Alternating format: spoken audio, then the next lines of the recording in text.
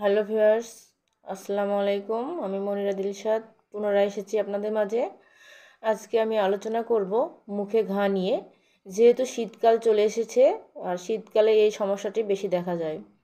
নানান কারণে মুখে ঘা হতে পারে, মাড়ি ফুলে যায়, অনেকের মুখ দিয়ে দুর্গন্ধযুক্ত লালা ঝরে, দাঁতের মাড়িতে প্রচণ্ড যন্ত্রণা হয়, আরও নানাবিধ সমস্যা নিয়ে আমি আজকে আলোচনা করব। তো এই সমস্যাগুলো দেখা দিলে আমরা হোমিওপ্যাথিতে যে ঔষধগুলো আমরা প্রয়োগ করব সেই ঔষধগুলোর নাম আগে আমি বলছি। প্রথমে আমরা যেটা ব্যবহার করব সেটা হলো মার্কুরিয়াস ছল। তারপরে যেটা করব সেটা হচ্ছে বোরাক্স, পর্যায়ক্রমে এসিড সালফ। তো প্রথমে আমি বলবো মার্কুরিয়াস ছল। তো মার্কুরিয়াস ছল আমরা কী কী লক্ষণে দিব, কত মাত্রায় দেব সেটা বলছি। মার্কুরিয়াস ছল রোগীর লক্ষণ হবে মুখে যে বা ঘা, মাড়িতে ঘা, ঢোক গিলতে পারে না, মুখে দুর্গন্ধ থাকে, দুর্গন্ধযুক্ত লালা ঝরে, জিভেতে দাঁতের দাগ হয়। এই রোগীর ক্ষেত্রে আমরা দেব মার্কুরিয়াস ছল।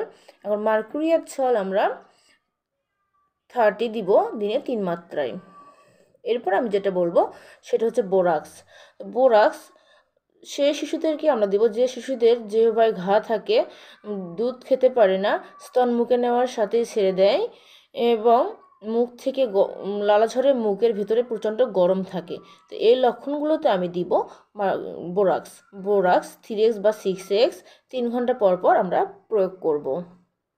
এরপর যেটাতে আসবো সেটা হচ্ছে অ্যাসিড সালফ।